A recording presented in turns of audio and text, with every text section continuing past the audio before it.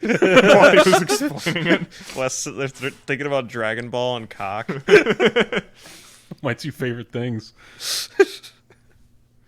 That's a cold open. God, I love cock. This movie's gonna flop. Our minds about to pop. But enough of that noise. Time for the B-roll, boys.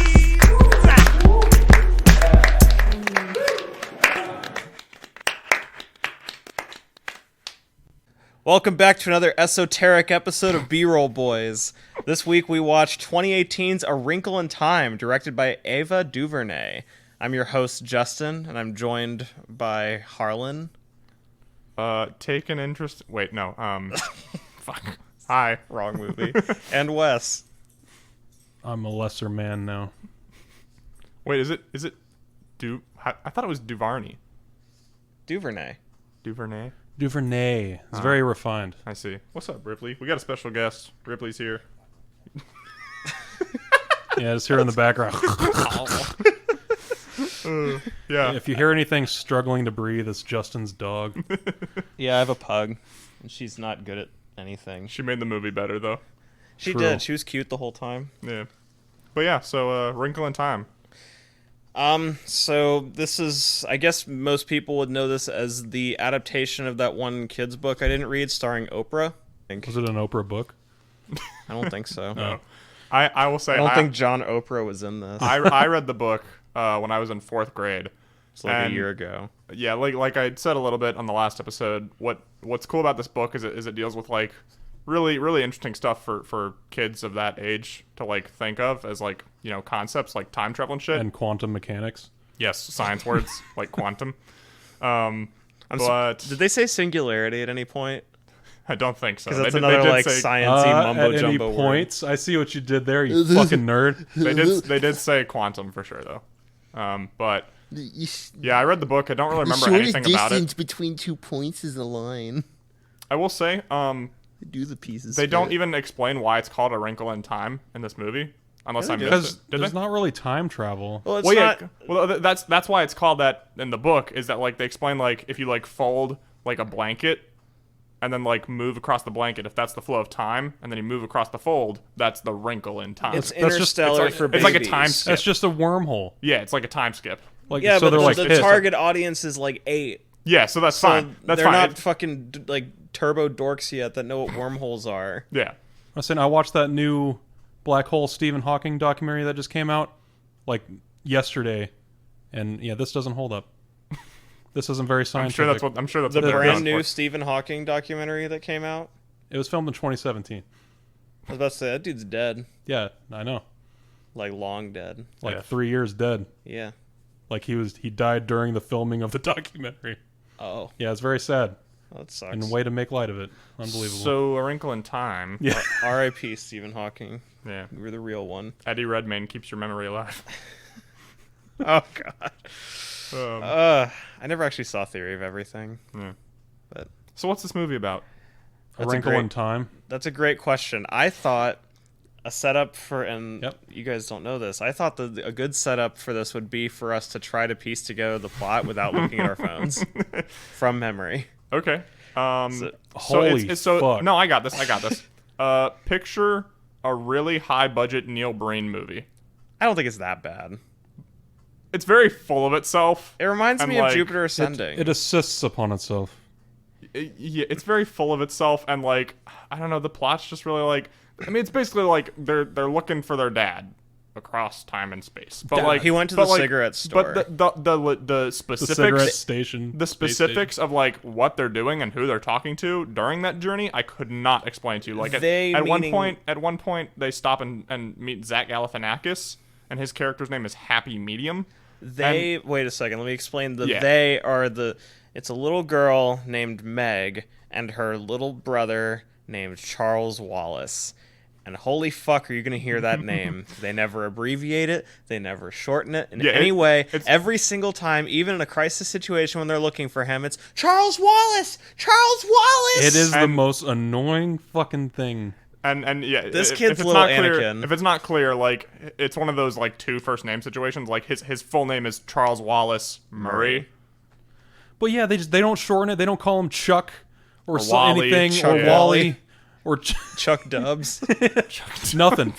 Charles Wallace. Charles Wallace. Where's Charles Wallace? I wanted to blow my fucking brains Yeah, I out. was really, really getting at Wes. And like that kid has so many speaking. This kid is maybe like how old did you think he is? Like 7? Yeah. At the most. Yeah. If I had 7 to or 8, guess. yeah. And I mean, I'll give him credit for like a little child actor. He's really trying, but he cannot carry a movie like And- this. and And, they he's put- carrying like important scenes. Yeah, like the climax of the movie is like, you know, we're jumping ahead here, but like, yeah, he gets like possessed by essentially like the devil, and like so he's like being evil and like, you know, poking at the main character's insecurities and shit, and just generally being a dick, and like the whole scene is riding on this kid's performance, and I mean, I'm sorry, but he just doesn't carry it well. The good thing about this is that this is not going to be like a Jake Lloyd situation, I Yeah. think, where this kid is tortured forever for a shitty movie. Because nobody saw this. It's like, and like, yeah, no one cares. This was a huge bomb, and off of a book that I don't even know if is this even like in schools anymore. I don't I don't know if know. it still is, but I don't know. at least We don't people have my kids. age would for sure remember it. I didn't read it. I don't read. Wes can't read. But okay, so we've got these two little doe-eyed kids named Meg and Charles Wallace. I'm going to call them Chuck Dubs. Chuck Dubs. Chuck Dubs! Chuck Dubs. Chuck Dubs. Chuck Dubs! Chuck Dubs! We're pumping him up like this is remotely noteworthy, but this kid sucks. Yeah. Anyway, so yeah, their dad, who's Chris Pine, he disappears to go to the cigarette store one day, and he's gone for 4 years. Just And like Chris Pine. And I guess this is also like the weirdest looking school I've ever seen in a movie, and that Is it a private school? it seems too big to be a private school. Because there's a point where they're on a blacktop and it looks exactly like the prison yard from American History X to me. The kids are dickish enough to be a private school. Yeah, that's true. Chuck Dubs is supposed to be I guess a gifted kid because he dresses like Mr. Rogers. He does. What's with? Who's buying him these clothes? Even And when he's kind of quirky, he's kind of eccentric. even his He pajamas, looks like a little professor. even at night when he's in his pajamas, he looks like fucking Hugh Hefner. He's dripped out. Yeah, he's got like fluffy he's got, like, slippers the- and a It's pipe. hilarious. He's got the anti-drip. Like, I'm surprised that he's not the one getting bullied. Like, his little sister, or his big sister is for... I don't really know the reason. She's just a normal person Well- that, like, in real life just would just coast by and no one would really well, notice no, him. so they're bullying her because she goes to school and it's the anniversary of her dad's disappearance. Her dad was like part of NASA, and he like He was an astrophysicist that said the quote, "The universe is inside all of us," yeah, whatever. and I vomited. Once again, this movie is very full of itself. But yeah, so he like disappears somehow. Like he wasn't like an astronaut. He just like did an experiment in his garage and I guess disappeared. I guess.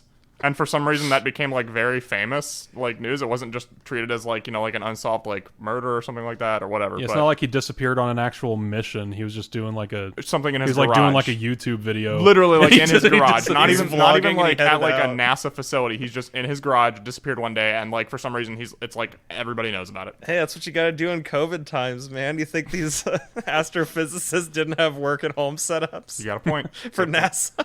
No, but it's so she goes to school and it's I guess the anniversary of his disappearance, and like she's getting bullied for that, and kids like leave a note on her locker that's like happy anniversary, maybe one day you'll disappear too, and like they're all it seems like that's the only reason they make fun of her is just because her dad disappeared, and I'm like this like.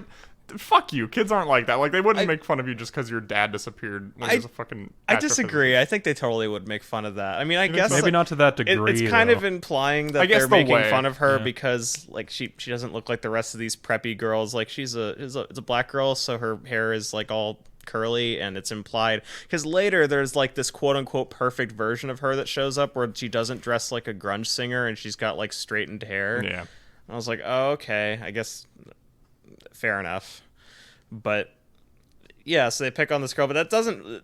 Yeah, they don't really ever seem to, outside of the dad thing, there's never anything like concrete that they make fun of her for. They just make fun of her just because. Yeah, that's my issue, is that it seems like they I exclusively guess maybe it's pick on because her she's for her dad. nerdy. Like she's got glasses, so she I looks don't kind of like booky. All we ever actually see is them picking on her because her dad's gone. Yeah, we're inferring all of this. We're trying to read it between the lines. Yeah, we're giving it too much credit. We're reading in the wrinkle between the lines.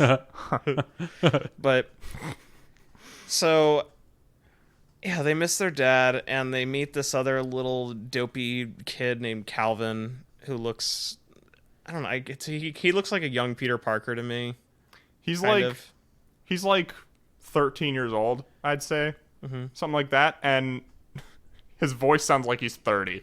Like Some of those, like He four pops kids in, yo, that- what's up? yeah, close He your eyes. developed in a really weird pace. Close your eyes when he comes on screen, and you'll swear it's an adult talking. It's really off-putting. At first, like, did they pitch shift his voice? I was like, oh, I mean, And I think I don't know. I guess I can't say shit. My voice was the first thing that like changed about me, so I was a little pipsqueak with this voice. I don't know. I guess like I think they might have like color corrected his eyes too, because I swear at the beginning of the movie his eyes got super blue. He's got like Elijah Wood eyes. Yeah. But anywho, But so Yeah, he comes out of nowhere too. he doesn't really Like they're have just a like purpose. they're Yeah, just he- walking kinda down the there. street. Charles Wallace and his sister is walking down the street, and he just comes over and he's like, "I just feel like I'm supposed to be here." And then they're like, "Okay, cool." we forgot to write a reason. Yeah, and he doesn't like. There's no real significance that he has. Like he literally says that. I just feel like I'm supposed to be here. You know, like apparently the book. I don't really remember anything about the book, but apparently this movie does make some big changes from the book. So it's hard to pinpoint like what is an issue with the adaptation and what is a problem with the source material itself. I have no idea. But so yeah, they're hanging out with Calvin, who. How many lines would you say he has total in this movie? He doesn't. 10. He Yeah, doesn't. I was I gonna think say that's pretty. 10. That's pretty generous. I think it's closer to 5. I mean, he speaks. He just like he has no relevance to. There's doesn't no do anything. significance to the plot. He's just kind of there. He's an Yeah. accessory. Yeah, he's literally just along for the ride. And Like the he's- entire like backstory that he has is that he's got like an abusive dickhead father that bullies him for his grades. Like Yeah, is his he- hard on grades him. are. He's- He yeah, got he's like like an he- 86, and he's like, "You fucking." yeah, he's piece like of a shit." B-. Fuck you. fucking embarrassing. Yeah. Damn. But then they meet Miss Whatsit. Yeah, it's Reese Witherspoon. Reese Witherspoon. Well, no, my Reese issue with that Witherford. is that she literally just like shows up in their house. Like they like come downstairs and she's just in their living room. And And the mother seems mildly Yeah, like perturbed. yeah, like she they- comes they- in like Cat in the Hat. She's just there all of a sudden. It does kind of give off that vibe. does. Where shit just kind of happens just off the walls. And everybody, like, no one is reacting with, like, panic. Yeah, like like- they would like- in real life. They're just kind of like, Well- this is peculiar. Yeah, Meg's like, "Mom, do you want me to call 911?" And she's like, "No, it's fine. Can I help you or something?" Like she like isn't freaking out that there's a grown ass stranger in her house, like interacting with her children, who's dressed really weird too. Keep that in mind. Like she just everything about her is weird. She looks like the Sugar Plum Fairy. She kind of does. Yeah. And I guess if you don't like her outfit, then you get to see her change it, like, 6 times. Oh yeah, every time there's a new locale, they change their costumes. And she turns into a salad at one point. Yeah, she's like a lettuce dragon, and that never comes again. Like they go to another planet and she turns into a lettuce dragon and she flies them somewhere. And I was like, surely that'll come into play later. But no, she turns into the lettuce dragon once and then never does it again. Well, we gotta backtrack a little bit because I really want to try to piece together the plot of this because we it's can try. It's really dumb, and like there were a bunch of points, and again, I feel like we're saying this every week, but like this was kind of incomprehensible, and I had no clue what was going on to the point where we paused the movie so I could read off the wiki because we were 45 minutes into this, and I was just like, I have no fucking clue what's going on. Yeah. I have to have some sort of ground to stand on. I know this is supposed to have a plot, and this is a 2-hour movie, so I need like something here. Yeah, I mean, we say that every week, but this movie in particular, it is really hard to fucking follow. There's a theme here. Well, it's almost like we're picking bad movies that don't have particularly concrete plots. No, but I mean, like I said, like Well, this goes this above and is a beyond. simple plot I that's can- obscured with so much stupid shit Yeah, that it like- makes it completely worthless. Yeah, the A to B of it is that they go on a search for the main character's dad, and along the way they find him. They defeat the darkness with the power of light. But like the specifics along the way, I cannot for the life of me explain to you. And like whatever, okay. But it just makes like watching the movie such a weird experience because like how many times did we say what the fuck is going on this movie? Well, yeah, because like after like Reese Witherspoon comes in, they're walking down the street. Then they just go into Mindy from The Office, Yeah. her house, and she's just there. Yeah, with she's a like- bunch she's of books. sleeping amongst like piles of books. And like She's got like a Charles- quilt on. yeah, and Charles Wallace acts like he knows her already. And you're like, Yeah. so when did this happen? Has he been going to hang out with her? Yeah. How does she own property? I thought the idea Did she sign a was, lease for this house? I thought the idea was that he was supposed to recognize them already because he's gifted and had, like, I guess it opened his third eye or whatever. Like, because kids are more susceptible to that kind of thing. So As opposed to jaded fucks like us. That was I'm reaching there, but that was kind of like my guess. It's just like he knows, like the kid knows what's going on already, like almost like he was in on it the whole time. Yeah, and I thought for sure, and that was like 5 minutes into the movie that those people started showing up, and I was like, sure, we're only 5 minutes in, like surely that will get explained, but it doesn't really get explained. Like they just kind of show up out of nowhere. And then the last one is Mrs. Witch, Mrs. Witch, which is just giant Oprah. inconsistently giant Oprah though, because she first shows up in their backyard, and she's like 20 feet tall. She's like as tall as their house, right? And like they clearly didn't use a proper reference point because like she's always looking off side of the kids, you know. She's like talking like at a tree or something. And we've seen her at human height before, so why would she appear for the first time to be 25 feet tall? Yeah, she follows them around and like she can change her size at will. Like She's like Apache Chief. like most of the time she's really big, but occasionally she has like normal size, and I'm like, okay, I can roll with her like changing her size at will for whatever reason, but it literally changes shot to shot. She's like sometimes like 20 feet tall, and then other times she's only like 10 feet tall, and it's really distracting. And her and the actors are never looking at each other. Yeah. You know what other movie had that exact same problem? Cats. Oh boy. Let's not talk about that. Yeah. TBA, was it? Not TBH. And is there a reason why all their TBD. names are TBD. so stupid? Like Witch, What's It? And, Oh, dude, but wasn't I it? think wasn't it's supposed to be like a Dr. No, wait. Seuss thing. Yeah, wasn't it really funny when she was like, "My name is Mrs. Whatsit," and then Meg was like, "Mrs. Who?" and she was like, "No, what's it?" Wasn't that funny? That was quirky. That was wow. That felt very Dr. Seuss to me. Yeah. And I Is that just it? Just because it's a quirky kids book, that's the only reason why the names are like that? I mean, I can roll with that, but it was just like It's I mean, it's weird to theme the characters that way. it was just also that the dialogue with the children, especially Chuck Dubs, in that scene was just so fucking awkward. Like it's Oblivion dialogue. Like I don't know how else to fucking say it. Like it's so clunky. Like it's like they weren't allowed to use contractions in the script. Like he never says like don't or won't. He says like do not and will not, you know? I Stuff feel that. like it suffers from every line trying to be something profound or some kind of heavy-hitting statement. Yeah. So, like, there's the part where Chris Pine's like, he's at some NASA conference or whatever, and he's like, the universe isn't all of us. And I was like, all right.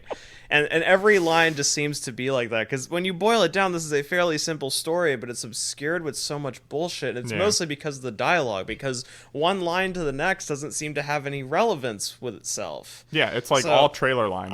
You're right, it's all trailer lines, and I was just really confused until I finally like put my thinking cap on and read the wiki, and then I was like, okay, I kind of follow what's going on here, it's just dumb. Yeah. And they also, drag that out to 2 full hours. I also need to talk about the visuals of this movie, because the thing that I noticed is that this is a slightly different aspect ratio, and I'm not an expert on aspect ratios, but I think this is slightly slimmer than like normal widescreen 16:9. This is like a cinema 4K, I think it is, where it's very slightly cropped on the top and bottom edges. Yeah. And so that means that everything is framed really awkwardly.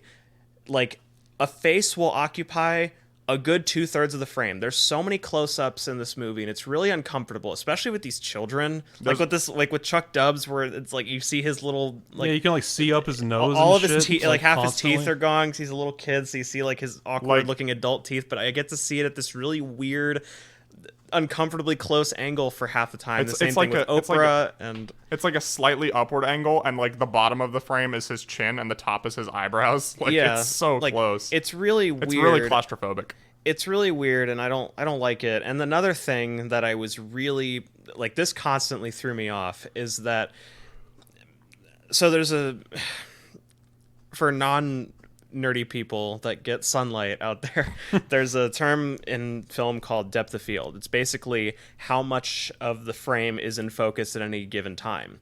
And even though like a lot of student films will constantly make the depth of field razor thin, where like one tiny thing is in focus and the rest is completely blown out, you see this in photography a lot. In movies, most of the time, they really don't do that unless they're trying to highlight one particular thing, like a David Fincher close-up, where like you're supposed to focus on one specific object to the detriment of everything else. In this, every single shot is like wide open, and it's got this razor-thin depth of field where half of the face will be in focus and half of it won't, and these kids are moving around, so they're like moving in and out of focus. Shots are cut too short, so someone is supposed to like go into focus, but the shot doesn't continue long enough for them to fully get into focus or stay. And it just it looks like a student film. Yeah. In that particular way. Like, I know that this was lauded for cinematography, but this looks like shit. The way that this has good cinematography is that a lot of the shots have motion to them and is very colorful. Yeah. Like, it's very oversaturated. It's got this weird, like, Pixar-y kind of look to it. Especially when they first get to that new planet with all the flowers and color change and stuff. That's where it looks like Avatar. Especially in that part, because like, everything we're seeing except for the characters and everything around them and in front of them is CGI. It looks like at some points it looked like that 2009-ish Beowulf film. Oh yeah, that was like motion captured. I forget who did. The 2000s was a weird time for I forget Robert who did that, but yeah, there you Robert go. Zemeckis. Yeah, it looked like that. Like, it looked like the people were animated too for a little bit, just because of the environment around them. It's weird how that works. It was something about the coloring. It looked so fake that it made the actors look just as fake. Yeah, and. So it might as well have been, because this movie was like 90% on a green screen anyway. I mean, there's one point where even like Justin caught. There's a scene where they're on the beach, and like a character like Calvin's eating a sandwich, and the sandwich turns to sand, and sandwich. And the sandwich in his hand turns into sand, and you see the sand like fall through his fingers, and the sand was CGI. And it was very obviously CGI, like looks like a video game kind of thing. Couldn't just put sand in his hand and have him drop it. And the problem with having movies that are shot predominantly on green screen is that a lot of times the actors, like you see this in the Star Wars prequels a lot, the actors are trying to act opposite things that they can't see. Yeah. So not trying to be like a boomer and saying that CGI or green screen are bad. Obviously, it's very useful tools. But when the entire fucking thing is shot like that and your cast's average age is like 11, these kids have no fucking clue what they're supposed to be looking at, what they're supposed to be like aiming at. Like there's one part where after they get to this planet and Reese Witherspoon turns into this weird lettuce dragon thing and they glide on her back, like she starts flying around while they're like floating above her. Which looks like shit, by the way. It's so obvious these kids are just on wires with fans blowing in their face because they're just not really moving around. And she uses like some science mumbo jumbo to explain why they can like hover above her back. Explain lift. Yeah, but but why would they even think to try that? Like, I don't believe. Because like one thing goes wrong and they just fall and die. Yeah, like Calvin almost did. But like, there's a point where the lettuce dragon flies really close to, like, there's a grassy surface that's underneath this platform, and Calvin reaches up, and I can tell this kid the entire direction was just reach your hand up and like pretend like you're feeling something, and like they just don't know what to do. This is too young of a cast for how much the direction is trying to make them do. This little 7-year-old kid does not need to be giving like Shakespeare monologues. And similarly, when they first get on the lettuce dragon and fly away, Oprah is like 100 feet tall in this scene, and they like circle around and fly by her face really slow, and Chuck Dubs just like reaches out and caresses her face, and it's so funny. Like, she's up there looking like MODOK. It looks like a God of War QuickTime event. Yeah, we fucking lost our shit at that shot. Like, we had to rewind the way like Oprah like closes her eyes as if like she's really pleasured by him caressing her face. She's like, that was the greatest so 10 seconds of the movie. It's hilarious. That was so funny. Honestly hysterical. Yeah. And I feel like it never gets to that level of ridiculous again. Like it kind of peters out and becomes boring. Yeah, like the getting to the planet was too epic. Like they had the colorful flowers. They blew their load on all the cool stuff. Yeah, fucking Reese Witherspoon turns into a dragon and is flying him around. Why and all could this cool she shit. do that? I don't know. Why could anyone do fucking anything? There's so many. Sorry, go ahead. I was just gonna say, like during the whole thing too, that's when Oprah's changed in size the most.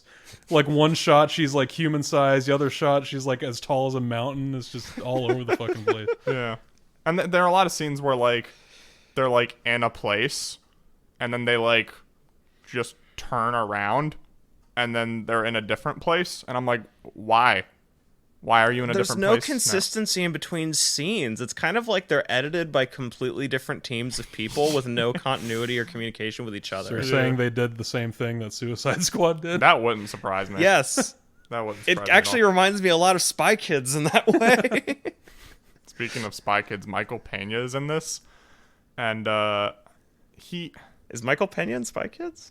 No, but what brought me to that is that he's wearing like a beach themed suit, and Wes said that he just reminded him of a Spy Kids villain. Yeah, it's like really wacky, over the top, like kids rule, adults drool kind of vibe. Yeah. But at least in Spy Kids, it's kind of intentional because that's supposed to be the entire No, yeah, shtick this of those. is a very serious film. Yeah, Like, this is really trying to make a big point. It's got a big, like, moralistic point to make at the end, which I guess isn't, like, the worst point to Yeah. make when we get to that. But, oh, I forgot. So next, this is where the movie, well, the movie had already lost me, but I had no fucking clue how they got to this point. But they had to go to this, like, seer-type character known as the Happy Medium. Haha, that's such a clever play on words that doesn't go anywhere. And it's Zach Galifianakis. Why? Why Zach Galifianakis? He is so fucking cringe in this. He's like ridiculously out of place. he just like does yoga and then helps her like concentrate on just like feeling where her dad is in the universe, and that's it. They had to like platform down to him. Like they were like going through like the they're like jumping on like minds of- crystals and shit. I mean, like, Yeah. I don't even want to put this out into the universe that this could have been a reality, but this is the sort of role that you get like Ian McKellen for. You want like almost like a gentle old man kind of thing, not guy from The Hangover. Yeah, because like he wasn't even trying to be funny. Like he wasn't really goofy at all. Yeah, so it's like, why have did him they there? get him? Because And- kids aren't gonna know who the fuck he is. And he's not a great dramatic actor, at least not in this. I haven't seen every single thing that Zach Galifianakis has been in, but like what little I've seen, he's kind of like the Kmart version of Jack Black. yeah, basically. And also, look, I loved The Hangover when it came out, but that movie aged like shit. There's parts of it that are still funny, and I'm not going to get like as butthurt about it as some people will, but Jesus Christ, like that is such a time capsule of the late 2000s. Like Yeah. the kids that grew up on Jackass that just became old enough to see The Hangover in theaters. yeah. Like me. So, but yeah, so they go to Zach Galifianakis, and he kind of just illustrates what the goal of the movie is, but it's like we're already almost halfway through by that point. Yeah.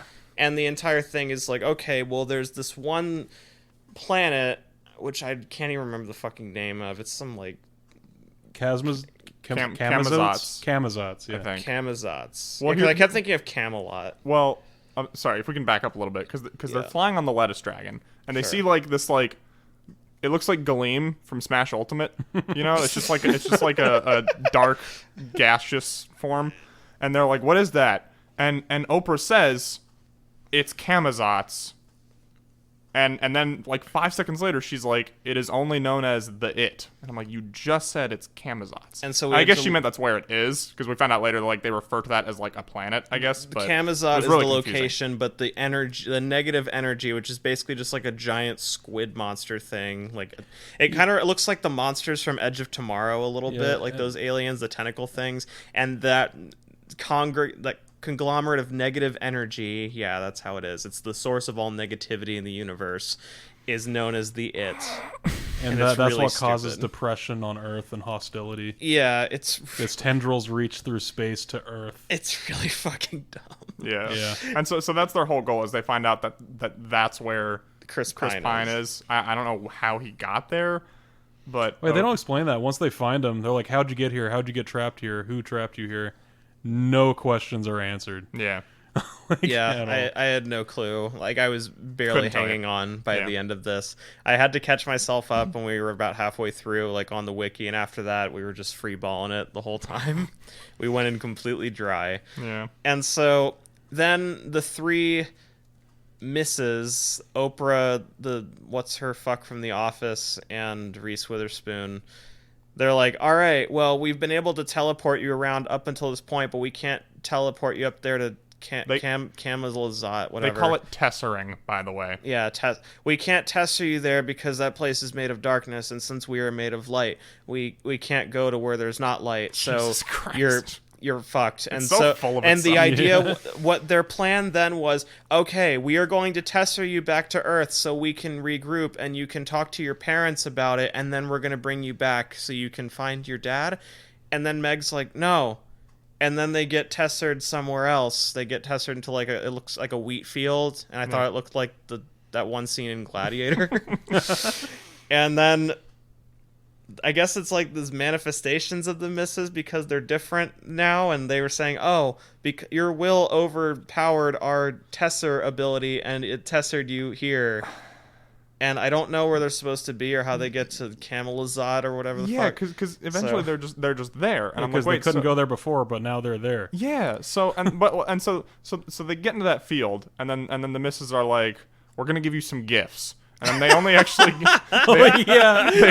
only actually get one gift, and I don't even remember what it was. It was like It gave her like a glass spoon pipe. it's like a magnifying glass thing. Okay. Or like what did they use that for? Their greatest star.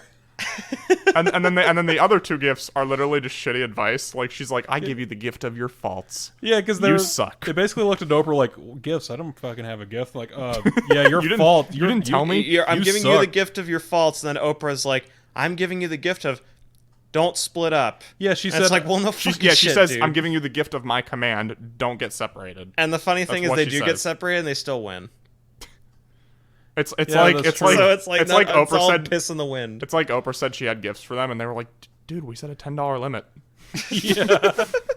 We already gave them the dinky magnifying glass thing, which I honestly don't even remember. That whole I know thing they was use really it, but I don't weird. remember Use it what for something? comes of that. Like, why was that even a thing? I don't Couldn't she remember have that just at given him the magnifying glass or whatever, and then they can give And the then just advice give the after advice. that? But Yeah. after that, Those other two kids get gypped. So then, as soon as the misses like leave, they just kind of like fade away into nothingness, They're and, like then Jedi like ghosts. a forest sprouts out of the ground, and then a giant like tornado thunderstorm starts, and they get separated from Chuck Dubs, but they don't seem at all concerned about it. They're like, he'll be fine, even though he's like quite younger than them, but whatever. And so they're trying to run Gonna away mess from up his sweater vest.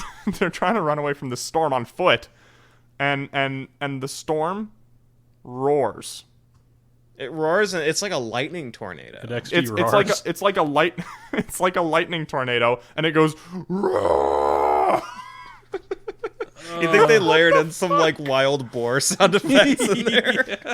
And then they like Indiana Jones it because they're like, we can't outrun it. Let's hide in this tree. And then the tree gets yeeted across the field. Well, they're trying to get over this wall. They're trying to run for this giant wall, Build the which looks like wall. the Great Wall of China. And they're like, oh, I guess we can't get over it because we're like 5 feet tall and this thing is 100 feet tall. And so then they see that the tornado is flinging shit over the wall. And it's like, oh, that's how we have to do it. And the little girl's kind of brainy, so she's like, Oh, the trajectory is actually going to be Yeah, fling us over there. and then she gets pushed into a locker, and Calvin's like, fucking what? And she's like, do you trust me? And he goes, I trust you. So they hide in like a hollowed out, I guess it's a tree trunk, and then they get yeeted over like Kingdom of the Crystal Skull, and they're fine. And then Chuck Dubs is just there. And what I just realized is it's a lot like in The Happening when Mark Wahlberg's like, just give me a second. Okay, group the experiment. Separate. Be scientific, douchebag. Yeah, she's just like muttering like scientific method terms. She's like, okay, velocity, placebo. Quantum mechanics, the singularity. Yeah, it's like Tool it's lyrics. implying that she's like doing like physics math in her head to like figure out where they're gonna land, but she literally just says velocity, and then she's like, okay, we need to hide in the tree. What? And the other kid that is just a fucking prop in this. He's just like, okay. Yeah, and then they just find Charles Wallace after they get yeeted in the tree. He's just there waiting for them. Yeah, they find Chuck Dubs and they go to like this weird, it looks like a nuclear detonation test neighborhood, Yeah. like Nuketown in Call of Duty. And it's like a midsummer kind of scene. Yeah, all these kids are like in unison bouncing basketballs on the No, driveway. they're like 4 square balls. Yeah. They're like those rubber shitty gym balls that you get. Oh, that, yeah. That hit you in the face and they make that boom They have that sound. boink sound. And then all the like the mothers all come out at once and they all have the exact same bob where it looks like they just wrap their hair around like a softball. Yeah. And then one of them asks, Sorry, go ahead. no, what's up? I was just gonna say I don't think we need to spend too much time on the scene because it's just weird for the sake of weird. Yeah, But- why the fuck is it even in there? It's like Yeah. it turns into Twilight Zone for like 30 seconds, and then that's it. Yeah, There's a real Black Mirror yeah, moment. they're Kinda, like, yeah. The mothers of all the children in this cul-de-sac where they're bouncing their balls, they come out and they're like, "Children, come in, it's time for dinner." And All then they in all go unison. inside, and then one of them like invites the kids in, and it's like a temptation, and they're like, "No, thank you, we're good." Oh, and yeah. then they leave, and as they're leaving, the houses like fold in on themselves and just like disappear. The It makes its goal kind of fucked up because why would the kids go in there after presenting this creepy ass scenario? Well, there was a point where I think the Oh, this is really gonna lure one of them the in. fake mothers is like, "Oh, would you like to come in? We have a variety of cakes." And Chuck Dubs and Meg are like, "Fuck this," but Calvin's like, "I like cake." Kind of like a Ron Weasley type of moment. He's like, "Okay," and they have to pull him away. He's like, "But there's cakes, bro." Cakes of all sorts. Cakes of all is what sorts. he says. Yeah. That's the line. yeah, And, cakes of all sorts. and then, but he God. drops that pretty quickly. So they fuck off, and yeah, it turns into a Tesseract music video behind them, where like the houses are geometrically folding into themselves. That's a lot of this. A lot of this movie looks like it's trying to be a music video. It's really weird.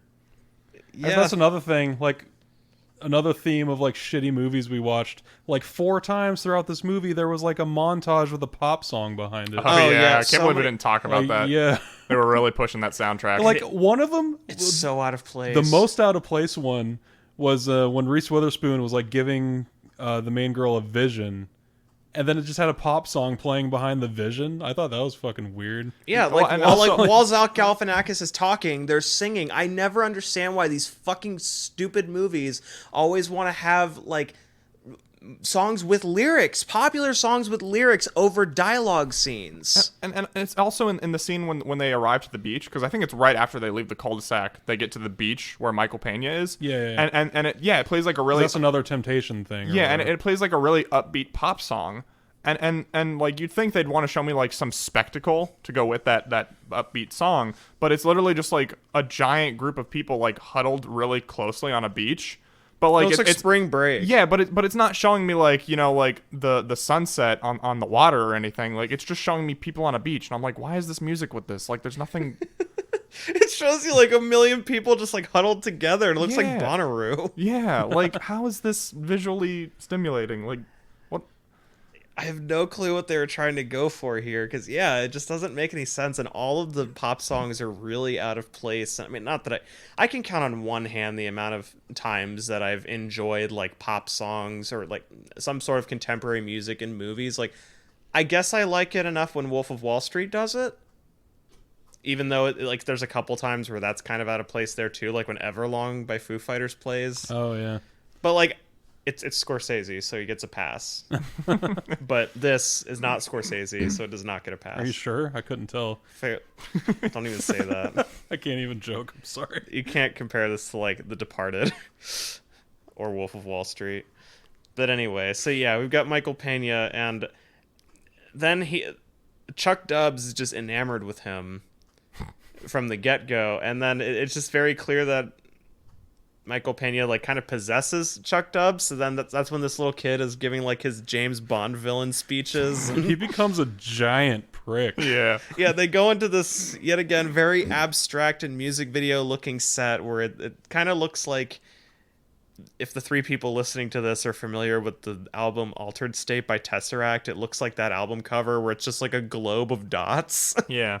And they're standing inside this, and Chuck Dubs is basically like insulting the 2 kids and being like, your fucking dad left because you suck, and your dad abuses you because you suck. Got him. and they're just kind of like sad about it, but Meg goes up these invisible stairs, and then she steps into like these colored hallways, which looks like an Ariana Grande music video. Yeah. And then she finds Chris Pine. Or it looks like an Apple commercial because their silhouettes Yeah, are it really does dark. look like an Apple commercial. Yeah, one of the really old ones. It's trying so hard to be like artsy fartsy. Yeah, just fuck off with that. Like, how many times did I say fuck off to this movie? Like, More than any other There's movie so much we've like watched. abstract so imagery fucking that full of doesn't have itself. any significance. this is one of the most pretentious movies I've ever seen. This really is a little bit like Interstellar for babies. Yeah. And like they allude to the whole love as a quantifiable force kind of thing, you know? Love is the fourth dimension, Justin. Hey, at least I liked Interstellar, and the rest of it, like, that part was a pile of ass, but the rest of Interstellar is so good that I enjoyed it. But this is just like, there's no ground for me to stand on here. Like, this fucking sucks. Yeah, it did. Also in that same locale, the Tesseract place, that's where they find fucking their dad that they've been looking for this whole time. Yeah, and Just kind of not in a prison, but well, is. no, I need to explain just how this makes no sense. So like Michael Pena like gets Chuck Dubs on his side, and then he like falls apart because it's like, oh, he was a puppet the whole time of it, and he falls apart, and then Meg knows for some reason to put on his glasses. I don't know why she thought to do that, but she picks up his glasses and she can see like geometry, and there's like a staircase. So it looks like she's like walking on air, but she's like stepping on like squares. Yeah, it looks like a wireframe. It's like blue ink. Like it looks like architect paper or something. I Yeah. look like Diary of a Wimpy Kid. She's like playing WiiWare to get out of the She played Scribble Nuts to get on this. Also, Harlan, this is the test. This is the album is what it cover I'm looks like. talking about. Yeah. I saw that and I was like, I know that we constantly are making like semi-obscure music references in here, but it looks so much like that album cover. Yeah. really No, you're does. right. Just a sphere of dots. She like climbs the stairs of blue squares, and then again, this is one of those things where it just cuts and she's in a different place. Like you don't see her like go through a door or anything. It shows her walking up the stairs, and then the next shot she's just like in a pink hallway. Well, she goes into like a tunnel. Does she? There's one throwaway shot where she goes into a tunnel, but there's no indication it's going to look like this. All right, so, whatever. I don't know. You kind of have to build up to the surrealism. If it's like Annihilation, I can kind of believe that because Yeah. they spend that entire movie building up how fucking weird it is by the end Yeah. where it really goes off the rails, but this does not deserve that. No, yeah. This is just playing like Calvin Ball with the environments. It's like a fucking video game. Yeah. But that's where they find their dad, and it's like this big. It's like the most emotional moment of the movie. And what were we talking about? I don't remember. We were talking about something completely different. Like we just weren't paying attention at all. I mean, you can draw any of the straws. We were either talking about music, making fart noises, making references to better movies. Yeah. Or obsessing over the dog. No, that's what we were doing. Is there was like this giant, like I guess the most emotional acting where Chris Pine is really trying to sell that he's a father that just left his kids for 4 years, and we were obsessing over my dog looking cute because she was sitting on Wes's lap looking dumb. Oh yeah. Yeah. So just to goes to show like how like uninvested we were in this. Just this movie really wanted us to be crying and be like, oh man, what a great reunion, and we were just like, Ripley farted. Not that we're very often like on the edge of our seats for the movies No, yeah. that we choose. We're choosing intentionally shitty ones, Yeah. but this was one where it's like, yeah, this is a wet fart of a quote unquote climactic scene. Yeah. And then, yeah, she brings Chris Pine back, and then Chuck Dubs insults him a good bit. And I'm kind of unclear on what happens next. Like, they get dragged down this hallway. Like, Chuck Dubs is dragging all three of these characters down a hallway, and, like, Chris Pine and the other Calvin kid, they get teleported back to Earth, but Meg Somehow? goes with Chuck Dubs Like- to this, like, it reminds me of Gravemind from Halo, where it's supposed to be the It, which also looks like the monsters from Edge of Tomorrow, but it's like this giant sentient conglomerate that I guess talks through the child, and you can tell that he's possessed because he's got like these little light Or it looks cracks like, on his it face. looks like the inside of Ego from Guardians 2. Oh right, yeah, Wes? yeah. and it just Hell yeah, King. and the kid just berates Meg the whole time over how shitty of a person she is. And I guess this is where like the moral center of the movie comes in. The only part where I was kind of like, okay, I can buy this as like a moral that you're trying to teach kids. But she's like, you're right, I do have these flaws, but I love you and I deserve to be loved anyway because I live my truth. Queen. All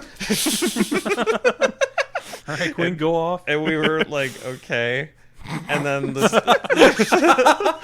kid, or then Chuck Dubs, he's not possessed anymore. And then they go home, and everything's fine. Everything is fine, but it shouldn't be. You know why? Because when he's dragging the other three down the hallway, I'm not clear on why they can suddenly escape. Like they have the opportunity to test back to Earth. And Chris Pine's like, yeah, sorry. And Chris Pine's like, we have to go. We have to leave him. I can't lose both of my kids. I'm sorry. And she's like, how can you leave him behind? And he's like, I have to. And then she stays behind to try and save Chuck Dubs. We can't save the boy. She stays behind to try and save Chuck Dubs. And she's like, and when Chris Pine leaves, she's like disgusted with him. She's like, I can't believe you would leave behind your son like that. And I thought it was really interesting that the story was going to take that turn where it's like they found her dad, but it wasn't what she hoped he would be, what she thought he would be. I was like, that's actually really interesting. But then she gets back home and everything's just cool. It's just fine. Yeah, like there's just no consequence for him like leaving behind his son.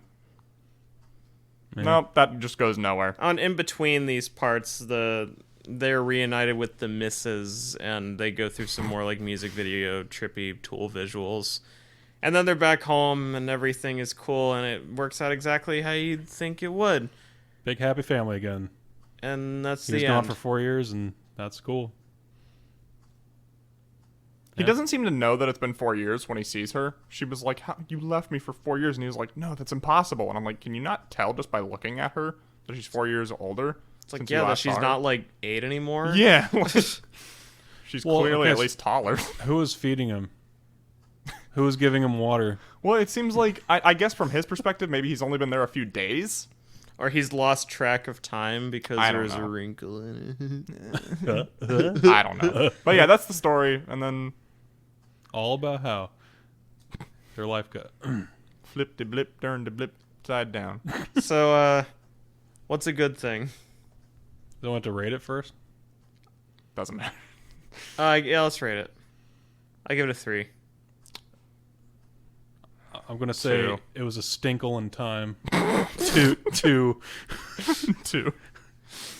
Big old number 2 in time. That's right. Yeah. Good thing. I unironically really like the credit sequence. The credit sequence is actually cool. It's they like put this some effort into it. Colored phosphorescent sand that's like mirrored with before it just starts showing scenes of the scenery and like the actors. I fucked with that. And I guess I like the message of it. Yeah. I mean, it's when just you such a boil generic message, like light is good, dark is bad, and you should love yourself. You should know, overcome adversity and find your inner strength. Yeah. That's what like it's like a about. believe in yourself, but it's a kids movie. Yeah, whatever. Yeah, I can roll with that. Whatever. Obscure. Yeah, I'm not gonna knock it. High-minded thing. I will say there are some visually interesting parts, like the lettuce dragon was funny as fuck. Well, when Calvin falls off the lettuce dragon and like all these like flowers like form a pillar to like catch him, and then they fall apart and like fall down. That was visually interesting. That was kind of cool. That looks like a like a Born of Osiris and music I'll video. also say when Meg is reunited with her dad and she starts crying, I appreciated that she had like a Tobey Maguire face kind of cry. Like it wasn't just like a straight face and then they just like put some teardrops on her, or like sprayed shit in her eyes. She actually like had like a kind of look on her face, you know. Yeah, they sprayed shit in her eyes and then she made a face. Yeah. I actually think when they're in the It and Chuck Dubs is possessed, I thought his evil voice was kind of cool. Really? Like, well, you know how like sometimes they do evil voices that's like an overdub of like a deep voice and then the character voice? Mm-hmm. Yeah. But this was like just the deep voice but he's not on screen when she's running around, so you just hear the voice. I thought that sounded cool. Yes. Yeah, I like the voice just by itself. I thought that was cool. Okay. Shit. Yeah. So I don't have any trivia, but Oh man, do you guys want to read some good reviews? Yeah. Yeah, sure. Just a few. Oh, let's see. I've People that got gave some, us a 10 out of 10. Oh, I've got some 9 out of 10s pulled up. Which one was yours? This one? Where's your IMDb burner? 9 out of 10, deep meaning and storyline. Sorry. The act was amazing. Effects too. For me, it was a bit too fantastic, but when you see after all this pizzazz, you can actually fully understand where all of it comes from. Mm-hmm. It is a great storyline that I, as a viewer, enjoyed a lot. It has a deep meaning, which is why this movie is worth watching. Smarter than us. I wouldn't call it that deep of a meaning, but go off. It's kind of like hey, like yourself, whatever. 9 out of 10. Very good and thought-provoking. I've been looking forward to this movie not only because the trailers made it look like it had potential, but I've also read the entire book series. Entire book series? Is there more than one? There's like a Silmarillion for this. I mean, I'm pretty sure the book is... The one book I read is really short. Like, I think it's only like 100 pages. Fortunately, it lives up to its potential. Amazing acting, incredible special effects, and a screenplay and directing that doesn't leave you guessing what the plot is. What? It sure doesn't, because you don't know what the fuck's about to happen. I don't think we watched the same thing. There are many scenes in the movie that are just plain creepy, so keep that in mind. The only reason I did not give this a 10 out of 10 is because I had a few issues with how the father was portrayed at the end. Make sure you know what you're getting into if you watch this. It's not for people looking for brain-dead plots. Give me a fucking break. This movie isn't for the dumbos. You have to be a little bit woke to understand this That's one. exactly what she said. You need to have intelligence to enjoy it, and movies like this are incredibly rare to come by nowadays. Suck my dick. Holy fuck. This is a short one. 9 out of 10, one of my favorite movies. I have seen all bad reviews for this movie, but personally, it's one of my favorite movies. It's a great concept that I haven't ever seen before and includes great imaginative ideas. I would 100% recommend. Come on, That's man. vague. Imaginative ideas, I guess. Yeah, like, I love that review is like, my only issue was with how the father was portrayed at the end, but I won't get into that. And I'm like, why are you not getting into that? Like, it's a review. Come on, talk about it. Like, Well, maybe they don't want it to be like a guys, I guess we're just not smart enough for this movie. We just need to be intelligent. Yeah. Or not. We just didn't watch enough Rick and Morty All right, beforehand. we gotta get smart. We gotta get smarter. We didn't listen to Tool's entire discography. I didn't have to because I saw all of their fucking music videos with this movie. Chuck Back to Dubs back. turned into a pickle. Funniest shit I've ever seen. Yeah. Spiral out, Harlan. So that's it. That's it. That's it. That was a wrinkle in time. It was a wrinkle of my life gone. What's the wrinkle of our life gone next week? Oh no. Sounds like you've picked something already. Oh, I yeah. swear to Christ, if this is a comic book thing. No, it's not. This is handpicked. Okay. So you're forgoing the wheel this week. Yeah. Thank All right. God. Yeah, I am. Well, I finished watching a certain TV show recently, and so we're gonna watch a little something based off that. We're gonna watch Dragonball Evolution. No. No. My true bane. Wes is gonna melt into a puddle. Holy fucking shit, dude. I'm sitting here staring at Wes's Shenron tattoo on his arm. He's big into Dragon Balls, if you didn't know. So this will be fun. Oh man. But yeah, I finished watching Dragon Ball. I'm in the middle of watching Dragon Ball Z / Kai. He's right watching now for the first Kai time. like a little bitch. I might switch to Z. But anyway, I've gonna never switch watched any Dragon Ball. just ever. finished Dragon Ball, so now we're gonna watch Dragon Ball Evolution, and I'm really excited. I'm once again going to play the role of person that has no prior knowledge of anything. I know that one dude from Shameless and War of the Worlds is in it. He's Goku. Well, That's you it. know, I know you said you didn't want it to be a comic book movie, but technically Dragon Ball, the anime, is based off a manga, so... I'm good. I'm not going to watch it. Technically, this and is I'm a not comic gonna book read movie. it, and I don't care. So yeah. I didn't get into it as a kid, and I can't imagine with how my sensibilities are that I'm going to get into it as an adult. Nah, yeah, I wouldn't expect you to. But anyway, I just yeah. don't understand I'm not intelligent enough. You need to have some intelligence to really understand the deep lore of Dude, Dragon Ball. You gotta hit the books, man. The litmus test is A Wrinkle in Time. I'm just staring daggers into I Justin failed, right now. I failed the test. I didn't understand A Wrinkle in Time. I'm not going to be able to understand the socioeconomic intricacies of Dragon Ball. All right, so next week, Dragon Ball Evolution. I'm gonna hate Yep. all of you. All right. All right. See you next Bye. week for Chuck Dragon Ball. Dubs. Chuck Dubs, Chuck Dubs, Chuck Dubs, Chuck Dubs. You're trash, bro. I need a second, okay? Why can't anybody give me a goddamn second? Hold on. You dig on multiverses? Oh, no, not the beast! Not the beast! Ah! Cover my eyes! Ah! That's it. What, we some kind of B-roll boy.